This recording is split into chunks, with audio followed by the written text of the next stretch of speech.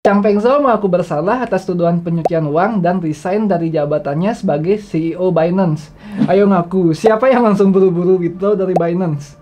Hai, balik lagi sama aku Ari, selamat datang di channel Koinvestasi. Tanggal 22 November dini hari kemarin, Lord kesayangan kita, Chang Pengzhou alias CZ, mengaku bersalah ke pemerintahan Amerika dengan tuntutan pencucian uang. Posisi CEO langsung digantikan oleh Richard Teng. Sebenarnya apa sih yang terjadi? Mengingat Binance adalah exchange terbesar di dunia, gimana dampaknya buat pasar kripto? Tonton video ini sampai habis, kita akan bahas sampai tuntas. Untuk tahu konteks dari apa yang sebenarnya terjadi, kita harus kilas balik lagi ke tahun 2018, di mana DOJ atau Department of Justice-nya Amerika, kalau Indonesia bisa dikenal dengan Pusat Pelaporan dan Analisis Transaksi Keuangan atau PPATK, yang bertugas untuk pengawasan administrasi melakukan investigasi pada Binance dan para eksekutifnya, khususnya CZ, yang diduga melakukan pencucian uang. Bukan hanya itu, DOJ juga melakukan investigasi terhadap Binance dengan keterlibatannya di perang Rusia dan Ukraina. Pada 22 November 2023, CZ mengaku secara pribadi bersalah dan mengundurkan diri dari Binance karena melakukan pencucian uang yang dilakukan di dalam Binance. Binance sendiri melanggar undang-undang pengiriman uang dan didakwa secara pidana dengan denda 4,3 miliar dolar atau 66 triliun rupiah. Ini menjadi denda terbesar dalam sejarah korporasi Amerika. DOJ juga menuntut denda ke CZ sebagai individu sebesar 150 juta dolar atau 2 triliun rupiah. CZ diharuskan mundur dari jabatannya dan nggak boleh terlibat dalam operasional Binance selama 3 tahun. Dari tweetnya CZ, dia bilang kemungkinan habis desain ini nggak bakal bikin company baru. Pingin menikmati waktu istirahat sambil menikmati cuan dari hasil kerja kerasnya dan investasi di dunia kripto. Terus gimana dong nasib Binance? Oh tenang, Binance kayaknya emang udah nyiapin rencana yang matang untuk hal kayak gini. Mereka langsung menunjuk dan mengumumkan Richard Teng, mantan CEO Binance Regional Singapura, menjadi pengganti CZ.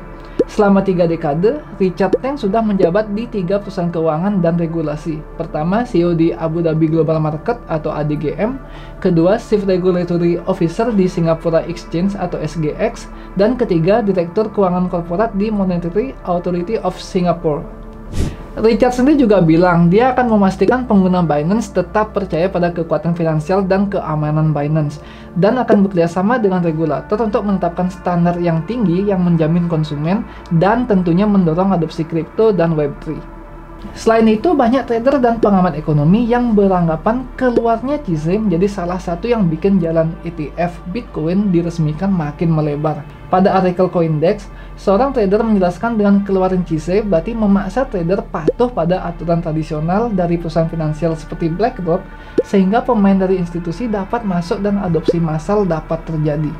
Ibaratnya nih ya, tadinya CZ sebagai CEO exchange terbesar punya kuasa yang besar di industri kripto di Amerika, tapi sekarang BlackRock yang bakal ambil alih kekuasaan itu. Baiknya sih jangan langsung panik. Kasusnya terjadi karena Binance melanggar regulasi AS dan nggak ada tuntutan soal penggelapan dana atau penipuan.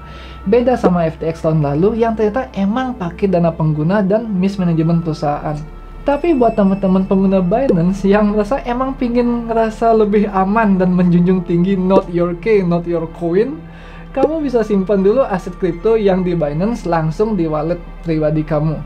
Sekalian buat ngebuktiin, bener nggak nih klaimnya si Binance yang bilang bahwa kalau semua pengguna Binance narik uang mereka, Binance nggak bakal krisis liquidity seperti FTX. Nah, kalau nggak punya wallet, gimana? Alternatifnya bisa pindahin ke exchange kripto lokal yang sudah terdaftar di Bapepti. Ya, walaupun sama-sama centralized exchange, tapi exchange Indonesia yang udah terdaftar berarti sudah sesuai dengan regulasi dan standar di Indonesia. Walaupun Binance sigap dalam transisi ini, pasar kripto tetap nggak luput dari koreksi. Dari saat pengumuman, BNB udah turun 16% dari level 266,6 dolar ke 224 dolar. Gara-gara vote yang beredar, Bitcoin juga terkena penurunan sebesar 3,8% dari level 37.170 ke level 36.470. Tapi kalau kita zoom out, ada dua resisten terkuat yang berada di level 35.600 dan 34.600. Sempat ke 35.600 tapi langsung mantul ke harga sekarang di 36.500. Disclaimer dulu, ini bukan ajakan untuk membeli, hanya untuk referensi aja, bukan saran finansial atau saran investasi. Kripto analis dari Ajaib, Panji Yuda dalam Instagram Live Bareng Investasi juga menjelaskan, jika Bitcoin bertahan di level $35.000, target berikutnya adalah naik ke $38.000. Tapi ia juga menjelaskan secara historis bulan Desember hampir selalu mengalami penurunan. Kalau BTC turun dan melewati harga $34.000, ada kemungkinan terus turun bisa mengarah ke $20.000. Worst case scenario, level terendahnya ada di 16 ribuan sebagai bottom 2 tahun Bitcoin.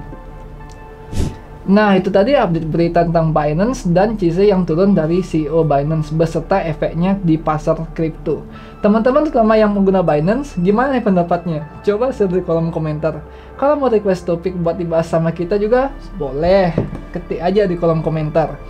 Sampai ketemu di video selanjutnya, karena di Konvestasi semua bisa kripto.